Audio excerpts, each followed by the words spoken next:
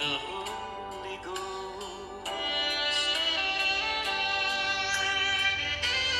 Oh, it will soon all of your fears wipe away, all of your tears. It's the anointing I need to know.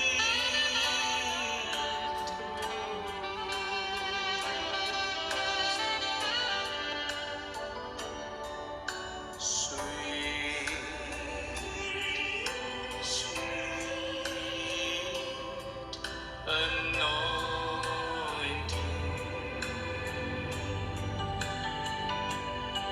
flowing down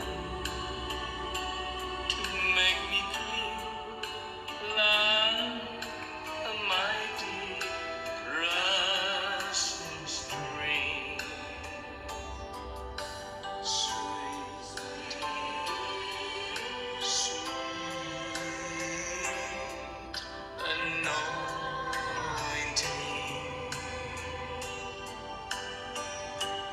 pouring out the oil and wine alone me.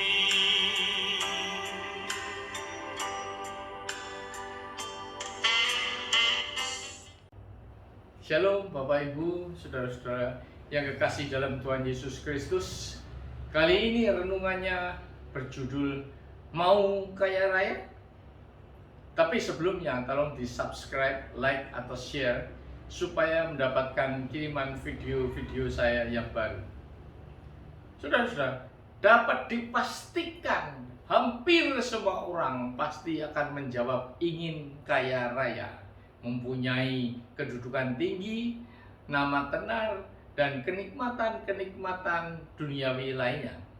Tetapi, coba kita lihat bagaimana kehidupan orang-orang kaya raya yang terkenal berikut ini. Yang pertama adalah Adolf Merkel, orang kaya di Jerman nomor 4 menurut majalah Forbes.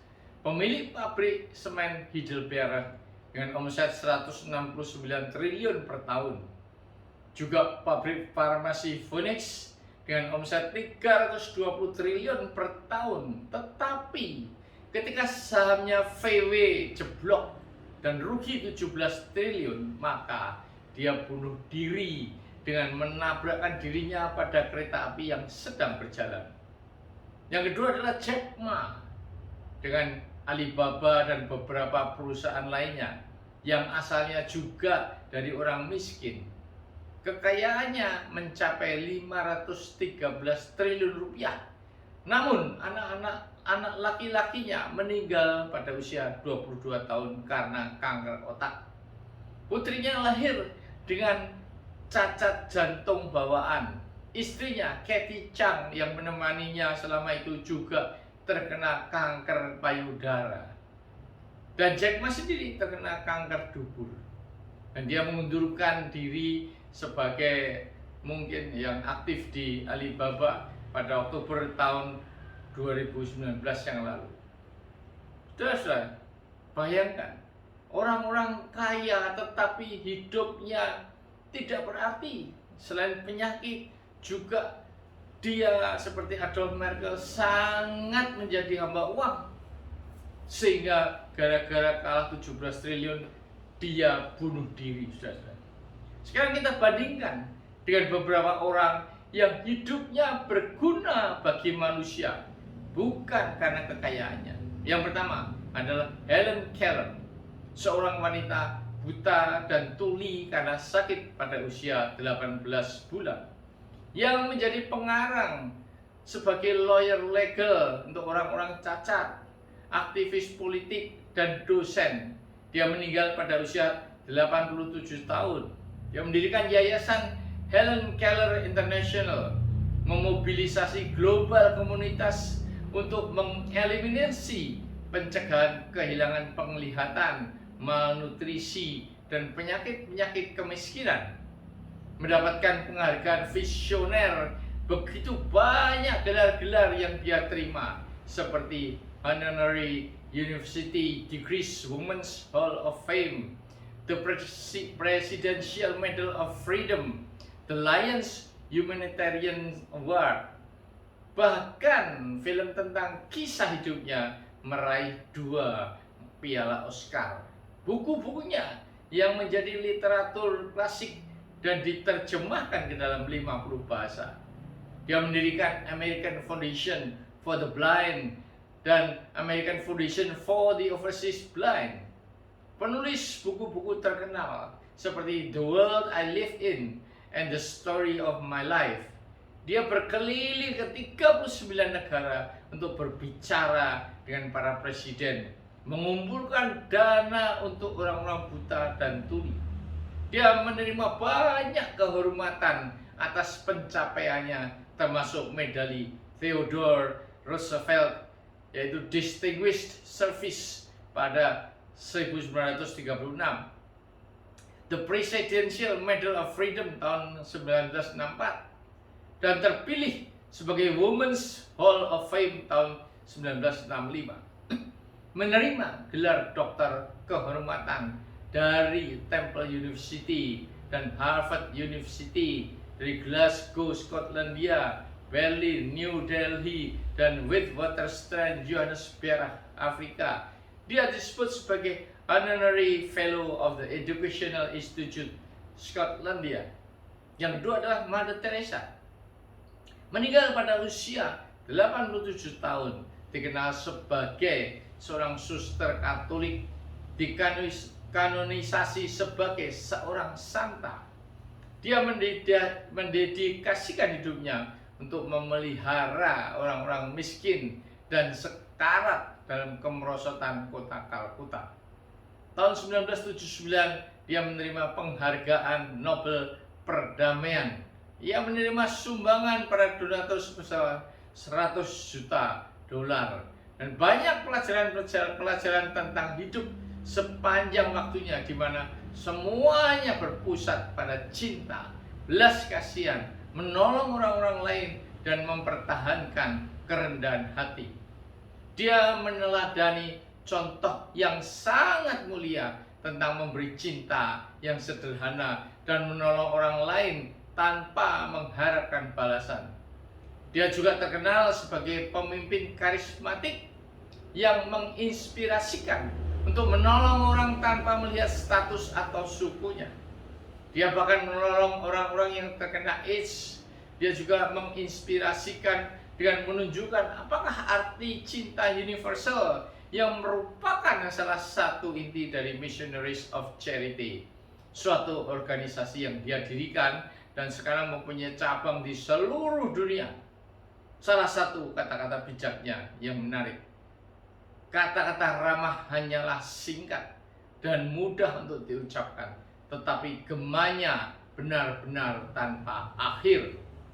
Saudara, begitu juga Nick Vujicic, orang yang dilahirkan tanpa tangan dan kaki karena kelainan bawaan yang sangat jarang terjadi dan dikenal dengan pokomelia. Kata-kata bijaksananya, jika engkau tidak mengalami mujizat, engkau selalu dapat menjadi mujizat bagi orang lain. Memang tidak terjadi mujizat dalam hidupnya karena tangan dan kakinya tetap tidak tumbuh, namun dia menjadi saksi dan mujizat bagi orang-orang yang dia motivasi dalam pertemuan-pertemuan. Bagaimana orang cacat seperti dia malah dapat menjadi berkat bagi manusia-manusia yang tubuhnya normal. Dia membangkitkan semangat mereka untuk tidak menyerah dalam keadaan sejelek apapun. Sekalipun tanpa tangan dan kaki, Nick dapat berenang, melukis, dan sebagai pembicara motivasi di seluruh dunia. Dia mempunyai seorang istri, orang Jepang yang cantik, dan keempat anaknya lahir normal. Nah, dari contoh-contoh kehidupan orang-orang terkenal di atas, sangatlah kontras perbedaan antara orang-orang kaya, namanya tenar, namun berakhir hidupnya karena kecanduan narkoba, yang berakhir berarti mereka tidak menemukan arti hidup yang sebenarnya. Hidup hanya diperuntukkan bagi kesenangan duniawi, mencari kepuasan hidup yang tidak benar, mendapatkan nama tenar, dipuji orang, hidup yang tidak berguna atau berarti bagi orang lain, sehingga mereka tidak memperoleh makna sebenarnya dari kehidupan ini, hidup dalam kekosongan. Sebaliknya, orang cacat seperti Helen Keller, Nick Vujicic malah menginspirasikan dunia bahwa ternyata orang cacat masih dapat berfungsi menjadi berkat yang lebih baik dari orang-orang yang normal. Dan Mother Teresa memberikan keteladanan tentang kasih bagi sesama tanpa memandang suku dan agama. Sangatlah jelas bahwa hidup ini harus dapat berfungsi dan berguna bagi orang lain, sehingga akan didapatkan kepuasan hidup yang tidak dapat dinilai dengan uang dan harta sebesar apapun. Saudara-saudara, uang dapat untuk membeli tempat tidur dari emas, tetapi bukan tidur yang nyenyak. Uang dapat membeli obat-obatan dan multivitamin, namun bukan kesehatan itu sendiri. Uang dapat membeli seks, tetapi bukan cinta. Uang dapat membeli tiket keliling dunia, tetapi bukan tiket ke surga. Ada dua hal yang harus kita renungkan. Yang pertama, bagaimanakah cara kita mendapatkan kekayaan? Yang kedua, untuk apa kekayaan itu? Yang pertama, bagaimana cara mendapatkan kekayaan? Apakah orang percaya tidak boleh kaya? Ataupun ingin kaya? Pasti boleh-boleh saja, karena Tuhan Yesus juga ingin agar anak-anaknya menikmati hidup berkelimpahan. Tetapi bagaimana cara kita mendapatkan kekayaan itu adalah yang terpenting. Apakah secara legal dan tidak menabrak etika dan norma yang berlaku, atau sebaliknya seperti menipu, korupsi, membobol bank dan sebagainya. Saudara-saudara, hidup ini bagaikan berburu menangkap sesuatu. Agar berhasil menangkap sesuatu itu, maka harus ada strateginya. Dalam Keluaran 33 ayat 15, Musa tidak mau berangkat ke tanah Kanaan yang dijanjikan Tuhan jika Tuhan sendiri tidak membimbing. Artinya, hadirat Allah lebih utama daripada tanah kekayaan ataupun kekayaan yang diharapkan. Begitu juga Raja Daud selalu berdoa kepada Tuhan sebelum berperang melawan musuh-musuhnya. Jika Tuhan menyuruh dia maju untuk berperang, maka Tuhan juga akan menunjukkan strateginya dalam peperangan. Karena itu Daud selalu mengalami kemenangan dalam peperangannya. Kesimpulannya, hadirat Tuhan dalam kehidupan ini diperlukan untuk mencari atau menggapai kekayaan. Dalam 1 Samuel 2 ayat 7 dikatakan bahwa Tuhan membuat miskin dan membuat kaya. Ia merendahkan dan meninggikan juga. Jadi serahkanlah semuanya kepada hak prerogatif dan kedaulatan Tuhan. Dalam 1 Timotius 6 ayat 9 dan 10 dikatakan, tetapi mereka yang ingin kaya terjatuh ke dalam pencobaan, ke dalam jerat, dan ke dalam berbagai-bagai nafsu yang hampa dan yang mencelakakan, yang menenggelamkan manusia ke dalam keruntuhan dan kebinasaan. Karena akar segala kejahatan ialah cinta uang. Sebab oleh memburu uanglah beberapa orang telah menyimpang dari iman dan menyiksa dirinya dengan berbagai-bagai duka. Saudara, bisnis jual beli jarang membuat seorang menjadi kaya raya, kecuali perusahaan-perusahaan multinasional yang mempunyai omset penjualan yang besar. Sedangkan bisnis capital intensif seperti perkebunan, pertambangan dan sejenisnya tentunya dilakukan oleh orang-orang yang sudah kaya. Akibat ingin kaya, ayat 1 Timotius 6 dan ayat 9 menjelaskan bahwa orang akan jatuh ke dalam pencobaan, jerat, dan nafsu hampa dan mencelakakan karena mereka akan melakukan penipuan, korupsi, dan menghalalkan segala cara untuk menjadi kaya raya. Sampai jika perlu akan membunuh, dan akibatnya sudah jelas, pelakunya akan dipenjara karena melanggar hukum. Begitu juga tindakan seolah-olah bangkrut sehingga jaminan asetnya disita bank, tetapi 2 tahun lagi membangun rumah di kawasan elit. Nah, banyak orang-orang Kristen munafik yang menggunakan kekristenannya sebagai topeng untuk menipu. Bahkan mereka sering berkhotbah, menjadi donatur gereja atau aktivis dan lain-lain. Saudara-saudara, sesama saudara kandung saja dapat bertikai untuk merebutkan harta warisan, bahkan saling memenjarakan saudara kandungnya sendiri demi untuk kepuasan dan kesombongan dirinya. Anak yang menuntut ibunya yang sudah tua untuk mendapatkan harta warisan sampai tega membunuh orang tua kandungnya sendiri. Seringnya nama-nama Kristen tercantum dalam surat kabar maupun berada di dalam penjara karena korupsi, penipuan, pertikaian, sampai pembunuhan. Dalam 1 Timotius 6 ayat 11 dan 12 dijelaskan kepada kita apa yang harus kita lakukan sebagai manusia Allah. Tetapi engkau, hai manusia Allah, jauhilah semuanya itu dan kejarlah keadilan, ibadah, kesetiaan, kasih, kesabaran, dan kelembutan. Bertandinglah dalam pertandingan iman yang benar dan rebutlah hidup yang kekal. Untuk itulah engkau telah dipanggil dan telah engkau ikrarkan ikrar yang benar di depan banyak saksi.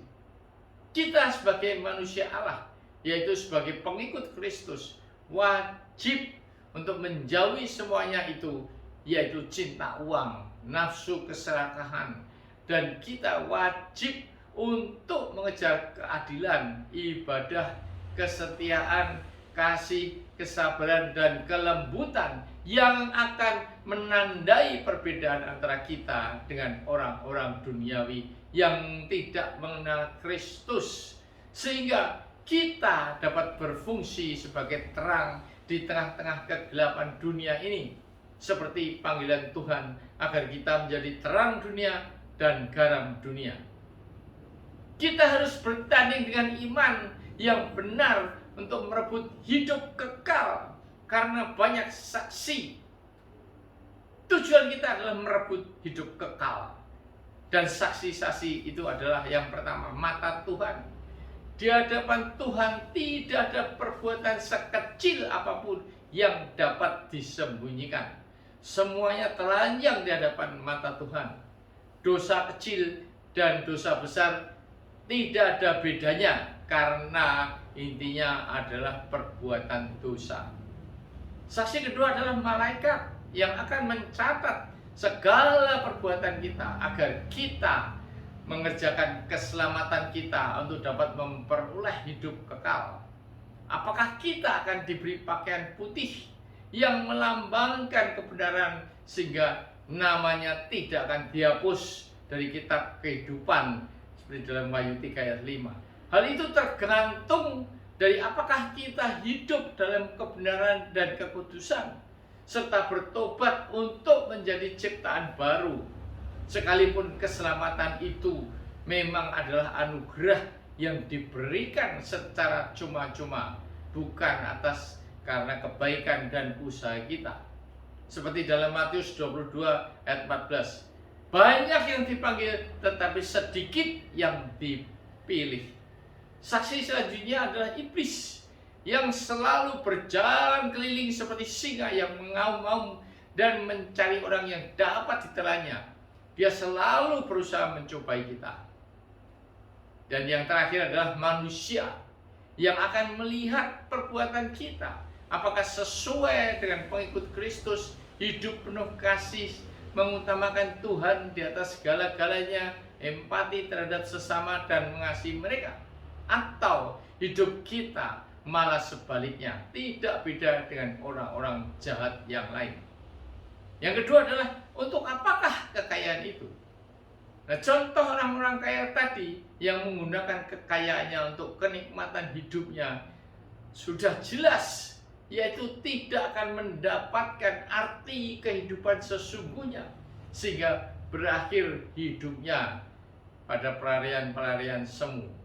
Horatio Spafford yang dulunya kaya sebagai lawyer di New York, ternyata setelah pindah ke Chicago untuk memulai bisnis real estate malah bangkrut karena kebakaran besar yang terjadi waktu itu dikenal dengan Chicago Fire dan menelan korban jiwa 250 orang. Dia kehilangan semua hartanya dan kelima anak-anaknya, namun di akhir hidupnya dia dipakai Tuhan untuk memenangkan jiwa orang-orang Yahudi dan orang Muslim di Israel. Kekayaan yang kita miliki, apakah kita gunakan untuk mendukung pelayanan, menolong orang-orang miskin, bakti sosial dan sebagainya? Nah, pengalaman saya sendiri ketika Tuhan memberkati saya, ternyata untuk membantu pelayanan Tuhan tidak saya berikan sebagaimana mestinya. Hidup saya juga dalam dosa kedagingan, sehingga Tuhan mengambil lagi semua berkat tersebut dan malah ditambah persoalan yang belum selesai sampai saat ini. Tetapi puji Tuhan, sebagai gantinya saya diproses Tuhan dan karakter-karakter saya yang jelek diubah.